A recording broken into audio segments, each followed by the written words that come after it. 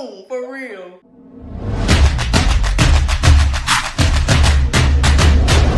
Hey y'all, welcome back to my YouTube channel. I am starting Think Like a Mogul series, and I will tell y'all a lot more about that. So really my vision, or what I wanted to do with Think Like a Mogul, I feel like sometimes it's very easy for us to look on social media at people's accomplishment, what they have built in their businesses, and think that it's easy and not really understand the type of work that it takes to get there. Can you stop with the gum? What do you mean? The smacking. Oh, my bad. Not know what type of work it takes to actually get there. So I will be interviewing so many people this month, and really going to be continuing to do it. So you can find inspiration. It can encourage you to take action, and know that we are no different than the next person. If somebody can do something, then you can very well do it too. So the first guest that I have on the Think Like a Mogul series is Mz.Trending. my little sister, Nya. She is known as Mz.Trending in these streets. But I wanted to interview her because Nya is really just a young boss, like 21 years old, really just, lives life on her own terms, does not allow people to put her in a box. Best believe we are day and night, and y'all will see this throughout this entire on interview. Today's show. And throughout this entire interview. So, get your water, get your snacks, whatever, as we just dig deep into her mindset and how she thinks like a mogul. So Nya, just to get started, can you tell the people a little bit about yourself and what has gotten you to where you are now? Tell us everything in a nutshell. Hey y'all, I'm Shaquan. Sorry. I always want to introduce myself as that. It's like, hey y'all, I'm Nya. And what you say? Girl, who are you? Who are you, and how did you get to where you are right now? Okay, so I'm 21 years old. Oh, it's so much about me. Like, I don't even know where to start. I'll start off by saying, I've been doing hair since like 8th grade. Grew up in the shop, grew up in mama's shop, always doing hair, whatever. Started taking it serious maybe like 8th grade, all the way up until high school. Got my license maybe like a week before I graduated high school. Left high school, went to Benedict for 2 years, dropped out of school, opened up a beauty salon, and now I work at my beauty salon in Columbia, and I travel back and forth to my mom's beauty salon in King Street, and I travel around and I do like just anywhere, hair anywhere. Okay, so you said that you started doing hair and taking it seriously in the 8th grade. So, like, what inspired you to even do hair? Do you think it was just like us being around mom and always being in the shop? Well, no, I gotta take that back. I started doing hair in the 8th grade, but that's not what made me want to do hair in the 8th grade. Because I started doing hair in the 8th grade, and I didn't like doing hair. Like, when I first started doing hair, I remember I was doing, I'm not gonna call certain people names because we not cool no more. So I'm just saying that you had that drum back in the day. You gotta know what's that. But it was one of my best friends growing up. I used to always do her hair. She used to always get block braids for $45.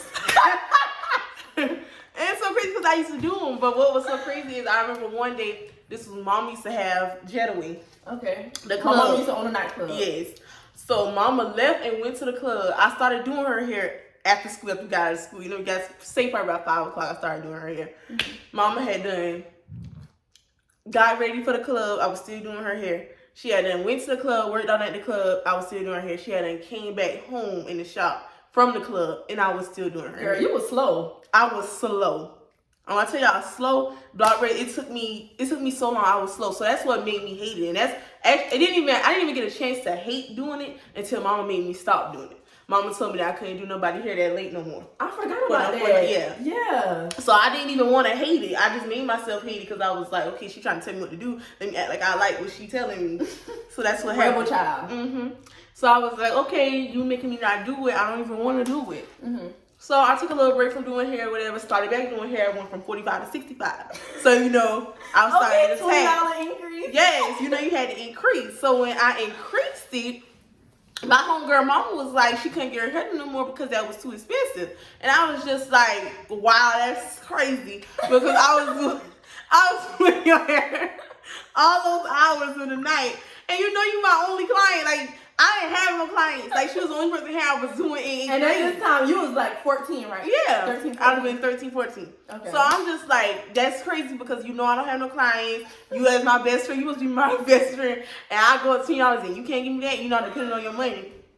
So cool. So I started back doing it and I stopped again because I wasn't getting no clients. But I wasn't pushing it to get clients either because again I was in 8th grade, you know. Right. I wasn't pushing no clients. So fast forward, I was doing like little hair every now and then. And you film my hair. Yeah, you know. For free. It's like for free. Wasn't no money, so I don't count to no money. But yeah, so fast forward, you know, doing little hair now and then, 8th, 9th. Here comes 10th grade. I can call her name because she probably don't even know that to this day when I'm calling her name because you got to give credit when it's due. Mm-hmm. It had to either, I think it was our 10th grade year, I did Destiny Salve here. Mm-hmm. in some small lemonade braids. Now, if you look at it now, if you look at a video now of the lemonade braids, it's some bullshit. But back, I actually remember that. But back then, it had looked good. It was fine. Yeah. Like that was, they wanted it. It had the block hot. Right. So just with me doing her hair that one time, I took off from there. Mm-hmm. Like when I tell you, like everybody was just sitting in my chair. And it's so crazy when I go back and look at the hairstyles, it looks a mess. I'm like, why would y'all pay me? But back then, you know, it was. But let me stop right there because that just goes to show that even if you feel like you're not where you want to be, you still need to put yourself out there and do it because you only get better with time, man. Exactly. And it's so crazy because I thought that I was where I want to be. I thought it was good. Like at the time it was good. But when you look at things back then and compare it to where you are now, that's when you're able to see like, oh, that's some BS. Mm-hmm. But you're only going to be able to see what's BS if you got something to compare it to. Right. So because I'm so bomb.com, you know, period. Because I'm so that right now, comparing it to that, it just don't stand a chance. But that's good because, I mean, it's growth. And this was 10th grade. You like 15, 10th grade. Yeah, so ever since then, I'll always give the, even though I may have never gave her the credit, I'll always give the credit to her because I feel like that's just what, just doing one person hair, like. And sometimes you need that to give you the confidence to really bet on yourself. What I've noticed is a lot of times people see potential in you before you even see it in yourself. Mm-hmm. So the fact that she trusted you to do your hair or do her hair and you didn't even think like, oh, not saying that she wasn't worthy, but you just wasn't putting yourself out there like you should have been doing your hair. Like, yeah, and once I did her hair, I started getting so many clients. I was doing everybody at the school hair. It made me, I was working day and night. I was getting faster and faster. I had just turned 16. I always said when I turn 16, I want to work at Sonics. That was just that's what I want to be when I grew up. I want to work at Sonics. So, and she ended up getting fired. Yes, I did. But it's cool though because I got shut up. Like, it's on for real. Because she cost me my job. It's Can you be quiet? Yeah. Let's get back on track. I'm sorry. So yeah, so anyway, I had my first job at 16, but it don't even count because I only worked there for a summer. Okay, can we stop right quick? And I want to go back because I remember growing up in the house when 10th grade year, your business did, start booming. And you and mama, y'all had an argument because mama was telling you that you didn't know your worth. Mm-hmm. You was in the shop morning, noon, and night. Well, not morning and night because she had school, but even on the weekends, she was always in the shop. And mom was like, you doing all this for $50, $65. So can you tell us $40. So can you tell us now, how have you like really changed your mindset about pricing? Because now your prices are premium. So can you tell me what it took for you to change your mindset and really just really know your worth to go from $45, $50 to upwards to 500 plus now? Most definitely. What I like to tell people is I like to kind of compare it to, like how you be telling those, you quick to call a female dumb because she won't leave her nigga alone. Yeah. That keep putting her through all this kind of stuff. You're like, oh, she dumb. Like, really? He calling me? She dumb. But yeah. So like, I like to tell people you just got to keep being dumb. You got to be dumb for a minute. You ain't going to know you dumb until you be dumb for a little minute. So the same way she keep going back, she gonna eventually get the point, but you ain't gonna get it until you go through it. So I had to be in here day and night. I had to be in here tired. I had to be in here sleepy. I had to be in here to the point to where I didn't want to do hair for no little bit of money in order to go up. I wasn't gonna go up on my prices if I ain't for the reason to. Because at one point in time, I felt like if I was to go up, I was gonna lose them. Oh. But you ain't gonna lose somebody you ain't gonna lose somebody that you got regardless. Go ahead. Yeah, because sometimes, a lot of times, people, they gonna rock with you. It don't matter what it is. If you tell them it's $12, they gonna be there at $12. And you tell them it's $1,200, they gonna be there at $1,200. Right. But as long as you telling them 12, they gonna give you 12. Exactly. So you can't be scared to tell them something, because if your work good, if you're the bomb.com, they gonna be there. I'm telling you. Right. I went up from $45 to $250 to $350 to $375. Come on. $425. Come on. And it's the same people. I got the same people plus more. I got even more people. But when what I'm trying to say is I didn't lose nobody. Yeah. And the people that I did lose, it's okay, because I don't want the 45 no more. Yeah. So you're gonna lose some people, but it's not gonna be nothing compared to the people you're gonna gain. It's not gonna be nothing compared to the people that's gonna stick with you. Right. So you need to start low and switch it up, so you will be able to see your clients that's gonna ride, the people that come on. You just gotta target what you want. And I was tired of targeting 25, 45. I wanted to target stimulus checks. You're so stupid. I wanted that stimmy. So listen, so what I got from that just now is like basically the fear of losing. And I want to talk a lot about fear, because I will say that we are very blessed. Like, we grew up in a household, a single mom household, but my mama, she really wasn't scared of nothing. Like, she tried her hands at so many things, was super successful, but my mom is known for hair.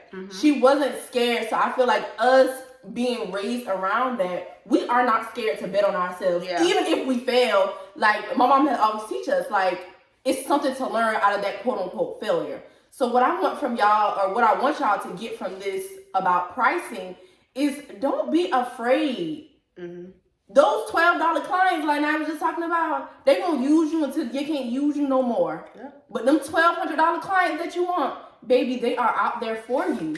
But if you are afraid to even say, I am worth this, or my time is worth this, you're never gonna see it. Yep. And my thing was, I feel like I was so much scared was because hair was all I had. Like, that was it for me. Like, I wasn't working. Like, I like to tell people I ain't never worked a day in my life. I don't count on it. I was 16. I got fired. I don't even count it. But I like to tell people I ain't never worked.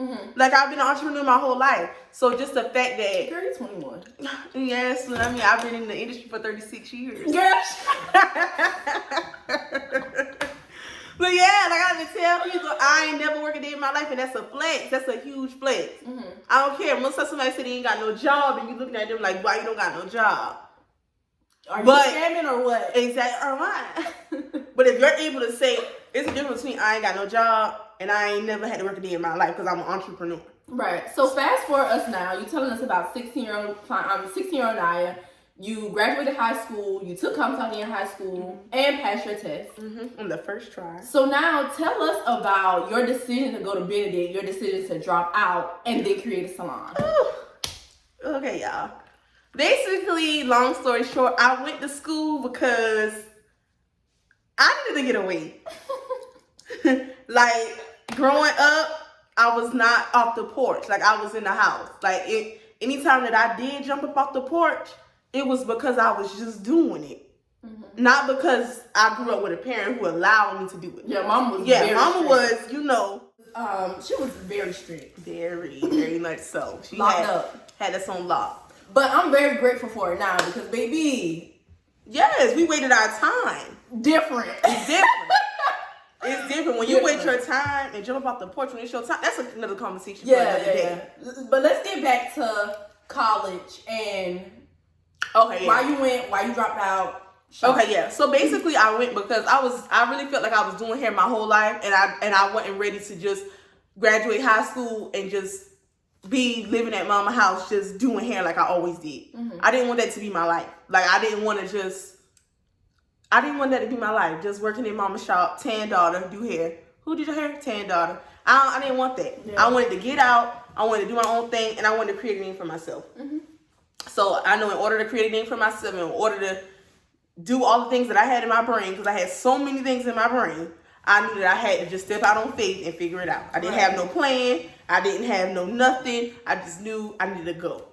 So that's what I did. And the only way that made sense for me to go at the time was school. So I was like, why not go there, have a couple of drinks.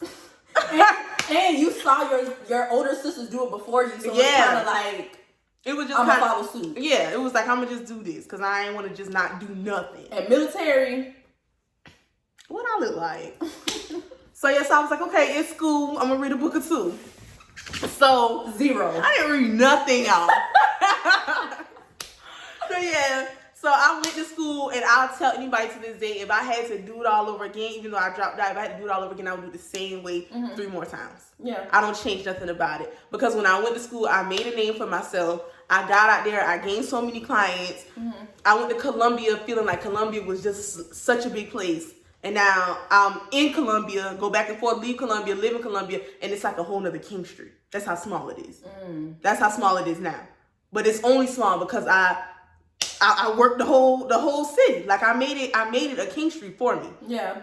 So I just feel like that's what you gotta do anywhere. You gotta take over wherever you at, and you gotta make it small. Right. Like you gotta make it small. It may start off big, but by the time you leave, it need to be small. So can you talk a little bit about how you even put yourself out there, being new on a college campus? For one, transitioning going from high school to college, it's a transition, especially when you're from King Street and you grow up like, I won't say sheltered, but you just grow up with the same people from kindergarten. We have like 3,000 people in this small town. But going to college, you get exposed to so many people from so many different places. Yes. So how did you navigate creating a name for yourself? Because that is very important. Yes, it was so easy for me.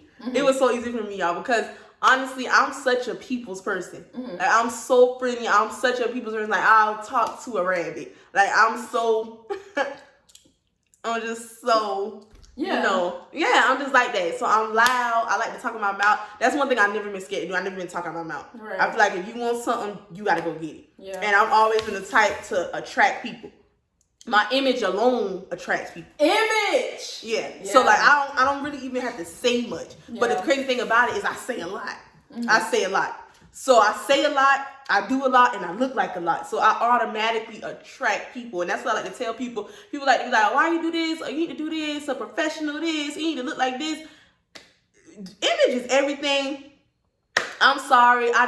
It's just the certain things just going to bring certain things. You have to look the part. Look the part. People know I do hair before I do hair. And I'm not saying like, we was raised a little differently, so we think that everything is a fashion show. Everything don't have to be a fashion show, but when you step out, step. Like I tell people, when you open your mouth. Like confidence is key, and people can tell that a mile away. So whether you're going on a college campus or to a new city, you really have to put yourself out there and make a name for yourself. Yeah. Don't allow people to put you in a box like you have to look a certain way. No, don't. Look like who you are. Do you see me? And do you see me? Like it's just it's different, but Kiani is not the same as how Nya gonna look. Exactly. So don't try to mimic or basically be somebody that you're not. Be comfortable in the skin that you're in and own it. Yeah, because people gonna be able to tell. Yeah. Whether they know you or not, people can tell a fake from a real. They're gonna know when you're pretending. Right. So it's just like, just be yourself. Don't be scared to be yourself. Some people gonna toot their nose up. Right. Some people gonna look at you like. But that's not your business. That ain't your business. That has everything to do with them and not you. Not you. And they gonna come around. So now I'm back to why leave Benedict? Why drop out? I left Benedict because I felt like I had did what I came to do. Honestly, in the back of my brain, I was like, okay. But you didn't graduate though. I didn't come to do that. And that's the crazy thing. I'm being real with myself. I didn't come to do that. I didn't go to school saying, oh, I'm going to school. I'm majoring in... What was your major? I was majoring in business because that's what would be on the movies. It'd be like, I'm a business major. So, I mean, I just found something to major in because, I needed a reason to be there and I had to have a major. But I didn't come to school saying, okay, I want to be this doctor. I'm going to buckle down, get in these books. I'm going to graduate in 4 years. I didn't come to school saying none of that. I came to school saying, I want to be in this. I want to be involved in this. I want to go to this party. What I'm going to wear when I get there. What I'm wearing to the calf. I had outfits to the calf, y'all. That's where my mind was at. My mind was on everything but graduating. So that wasn't never in my brain. Got you. So I decided to leave Benedict once I really felt like I had no purpose there. Like I had no purpose there. Like my whole first year I came there, I ran for Miss Freshman. I won, of course, because I'm a winner. and winners win things. Girl, shut up. But yeah, so I came there. I was Miss Freshman, and that helped me like 10 times even more. Yeah. So once I had done did that, I had done came to school. I had been a part of so much, and I was tired. Like I felt like I was just tired. I was just tired of doing that same thing. So I was like, okay, this next year, I was in so much that first year that my grades were just regular. Or just regular. I think my GPA was a 2.4. Is that regular or is that bad? It seemed regular to me. Debatable. I mean, it's not really compared to you because you got like a 5. Girl, the highest you have is a 4.0. Well, you had that. I didn't have that. Well, she had something like. But let's talk. So going back, be honest. Were you ashamed to say that you were dropping out of school? I wasn't ashamed at all to say I was dropping out of school. Okay. I was ashamed to drop out of school and didn't have nothing to do. Got you. Okay. I had already told myself I'm not leaving here without knowing my next move. Leaving where? Benedict. Okay. Yeah. I wasn't gonna dare do that. Mm-hmm. I'm not embarrassed of nothing. Even if I am embarrassed of something, I'm gonna work my way around it and figure it out to where I'm not embarrassed before the world sees it. Right. So I was never embarrassed to drop out of school, but I knew I had to be like, I dropped out of school, but bam. Yeah.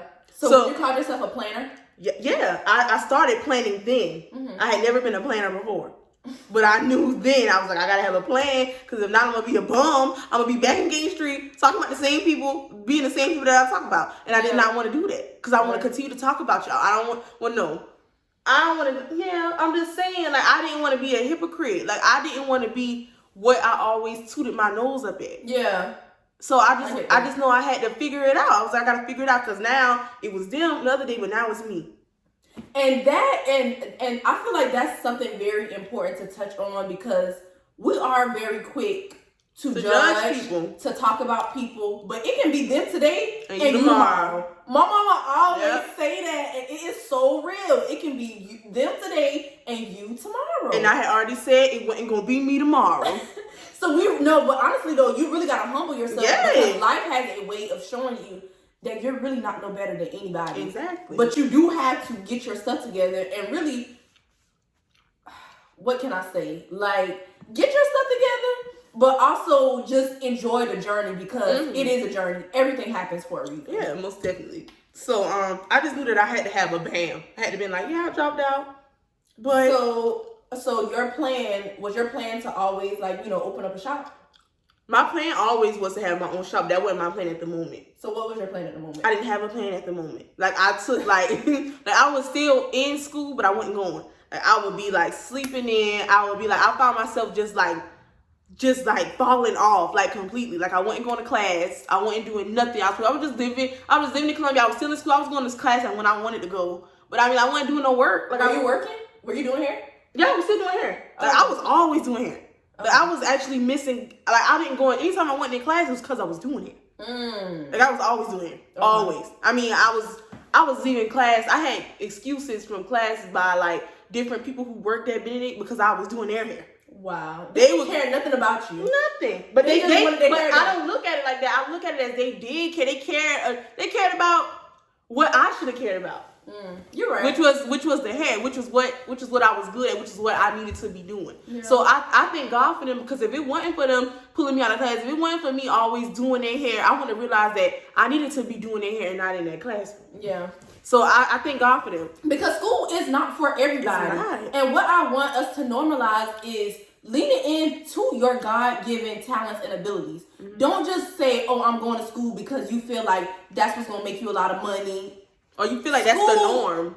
Exactly, or the norm. Baby, brains, and I'm a smart person. Like, I have been smart, straight A's all my life. And of course, if I had to do it again, I would still go to college, still graduate from college, However, I just feel like going to school does not equate to success. You really have to bet on you more than anything. So I love that you say that you thank God for them, because you really wasn't focused on what God gave you. Exactly. To serve other people. God gives all of us something to serve somebody else, but sometimes we're so busy running away from it that we don't hone in on it, and He can't really cultivate the best version that He created us to be. Yeah, honestly. And I feel like he just kept putting people in my life to just be like, no, Nya, I need you to do my hair at this class time, at your class period. He kept sending people that needed their hair done when I had class. And it's so crazy because when I did have class, I ain't had no clients. Okay, so now tell us, let's skip to Good and Ghetto. The vision behind Good and Ghetto, the birth of Good and Ghetto, the challenges of Good and Ghetto. Like, just tell us all, because sometimes people can look, like I said earlier, at social media and think that it's all rainbows and sunshine. Even me as a new business owner, business is hard. It's hard. It's very hard. So can you give us some insight, like I said, to the beginning, the vision, the challenges, all of that good stuff? Okay, the beginning was great, amazing. It was all of that and more.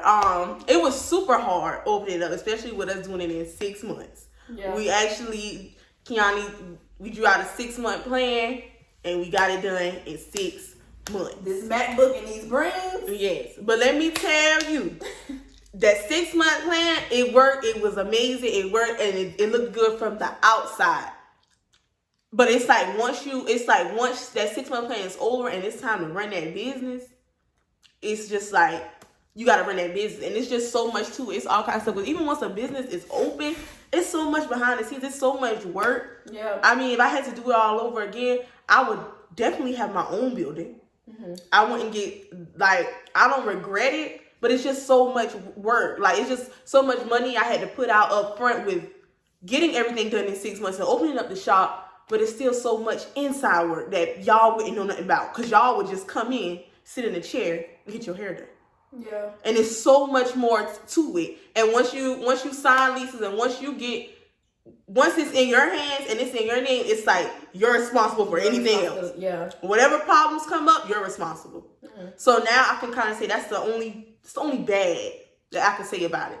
But what have you learned? Like, there's a difference between being a stylist that makes a lot of money and being a business owner. Yeah, there's a huge difference between the two. And that's what I had to realize, because for a long time I thought I was a business owner. I thought I was a business owner. I'm going to be a business owner, but right now I'm not a business owner. Right now I'm still a cosmetologist. I'm still a hairstylist. I'm still a hustler. That's what I am still right now. I have to get the mindset that I'm a business owner. Because right now you're just self-employed. Yeah, right now I'm just self-employed. Right now I'm just working. I'm just doing it. Yeah. But I don't have that I'm a businesswoman mindset, because I'm just still so stuck on the way I do things. When you're running a business, you really have to be every job title there is. Yeah. And I still have to get my mind wrapped around that like, I'm a business owner and I need workers. And I appreciate your honesty and transparency too, because like I said, we look from the outside thinking that everything is all good, but it's a lot to learn, and sometimes you don't even learn this stuff until you actually get in it, get your feet wet. I didn't realize I wasn't a business owner until I owned a business. I got a business. I'm not no business owner. It's so hard. Like, it's so much work. Like, it's just like you have to be. I'm technically a business owner, but in my brain, I ain't no business owner. I'm just trying to do your hair. That other stuff is hard. That other stuff is so much to keep up with. Like, you have to be a business owner on the outside to the people, and in your brain, and on paper, and on everything else. Yeah. So, Good and Ghetto, where did you get the inspiration to even create or even think of Good and Ghetto? Okay, so I thought about Good and Ghetto because I just felt like ever since, like, growing up, I was always labeled as, like, ghetto or ratchet. Like, it was always just, like, a nose to them. Even though it may have not been, like, something to tear me down, it still wasn't almost something to build me up either. Right. And so it wasn't tearing me down as a child, but it wasn't building me up. It wasn't like, no. It was like, you're so ghetto. Yeah, it was like, you're so ghetto. Like, you so ratchet. You get that from your dad. So loud. You're so loud. It was I remember telling you those things. Yes, you did. So it was always just. Y'all see that tattoo? Cause she come from the ghetto. No, she don't. From the ghetto. But yeah, so it was really just like something that was always thrown at me. Like, it was just always thrown in my face. Like, it was just like it always was thrown in my face. So I just kind of just, instead of being behind it, I kind of just got in front of it, and I tried to normalize it for me. Because, yeah, I owned it, because I didn't disagree. Like, I feel like I was loud. I feel like I was ratchet. I feel like I was ghetto. But nobody ever told me that it was okay to be all that. So I kind of wanted to get in front of it and own it and be like, it's okay. Because, shoot, I can't be nothing else. I done tried being quiet. I'm not good at whispering. I done tried, like, it's just this, I couldn't be the opposite of what they were telling me. Yeah, you are who you are. Yeah, so I was who I was. So I was just like, okay, I just got to get in front of it, and I got to own it, and I got to show people that's like me that it's other people out here that's like, it's normal. Yeah. So somebody telling you ratchet, it's like, okay. Yeah. And you're quiet. Yeah. And you're a loser. We're stating facts. So, good and ghetto. Yeah, so that's just simple. Baby. Good and ghetto. So I just took it, I just owned it, and I just ran with it. Basically, good and ghetto is me. When people ask me what is good and ghetto is me. Yeah, and I love it. And I'll tell y'all no lie. I remember the night we was in the house, and Nya was telling me about her vision, everything. I was like, sis, let's make it happen. I was like, hire me as your manager. Y'all, I haven't gotten paid yet. But you haven't paid me. It's in the mail.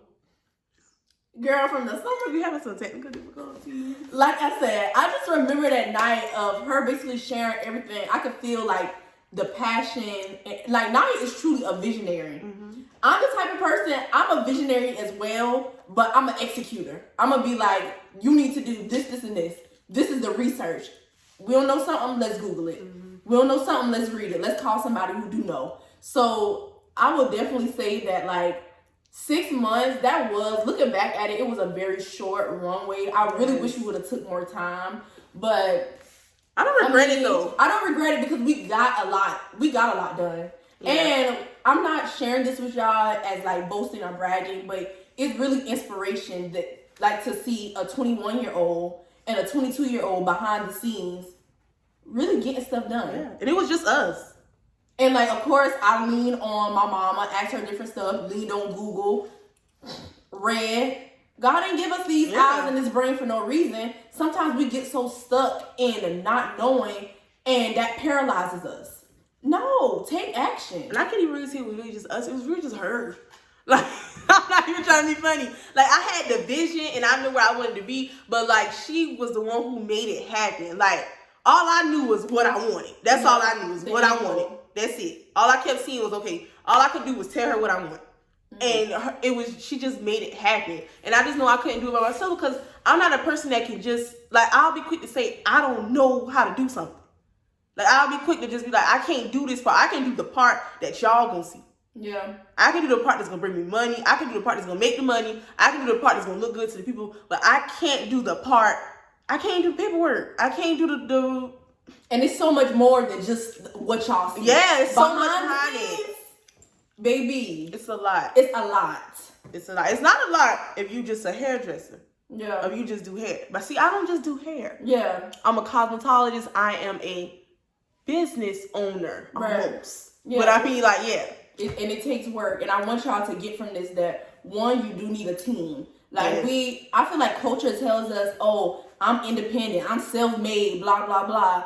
No, we are interdependent. Yes. You need somebody. It's so much easier with the team. Yeah, you need people. And I'm not trying to say easy is the way to go, but if you can work smarter and not harder, yeah. And it's just gonna go so, and it's fun with the team. Like, it's just like, you can still be that boss. You can still be in the front line.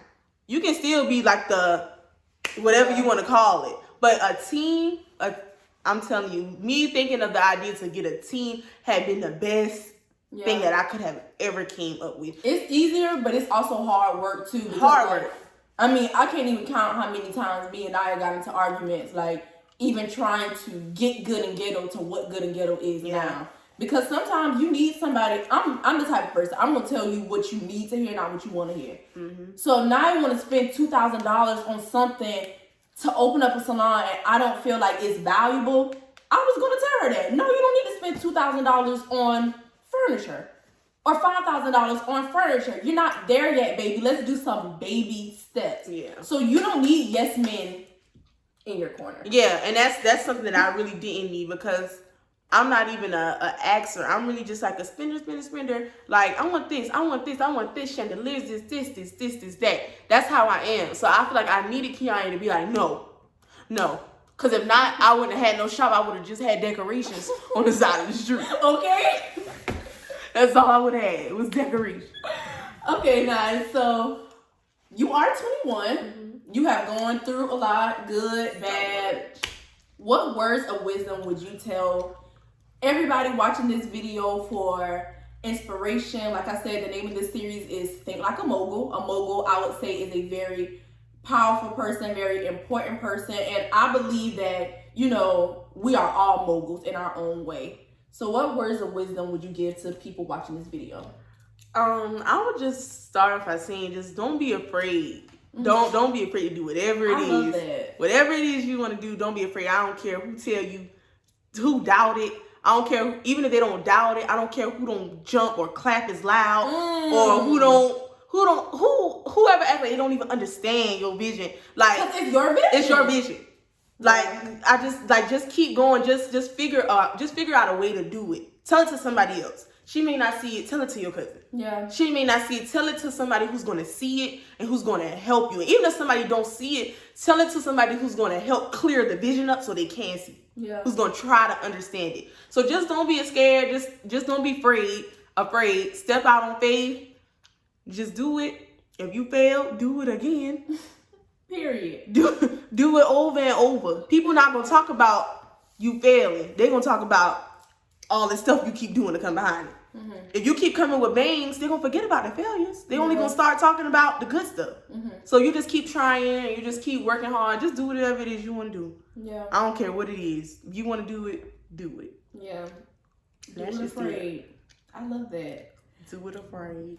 So that is the end of this interview series, or really this interview. I have more people coming later. So I hope y'all enjoyed this video. Here with the city girls. Please. Which one are you? I think I'm gonna be JT. I'm Carisha. You already know I'm Carisha. I'm JT. Your Miami getting flued out. But listen, y'all. I hope y'all enjoyed this video. Please follow Mz.Trending on all social media platforms. Mz.Trending, you can follow her salon at Get and Ghetto. If you are in South Carolina, please support her. You don't necessarily have to be a client. You can share her work. And yeah, is there any final things that you would like to say? I don't know. All my ghetto girls. It's a hot girl summer. Y'all get y'all hair done. It's summertime. Y'all better switch them styles up. My braids a little old, but it's time though. It's time. It's giving me very much. What? My check ain't come yet. My direct deposit ain't hit, but I'm gonna get it on the first. Girl, please, I got that done for free. Yeah. Okay. Why you telling them that? You my sister. Okay, but still, now I'm gonna have people who say we got. Now I'm gonna have people come and say we got the same daddy. And but really, shut up. Really, it's not for free because I do a lot for you. She does. You do. Yeah. You do. So I feel like it kind of like balances itself out. It doesn't balance because you be getting $300 styles. Really? Mm-hmm. Them braids. Them. But I still haven't gotten paid from the summer. You right. Yeah. Mm-hmm. Okay. So bye y'all. I hope y'all enjoyed this video. If you are not following me on IG, follow me at The Responsible Homegirl. Stay tuned for more heat, more content, and always remember, defy mediocrity and build real wealth. Bye y'all. I recorded this entire video and did not tell you to make sure you subscribe to my channel, like, and comment on the video. I hope you enjoyed it. See you next time.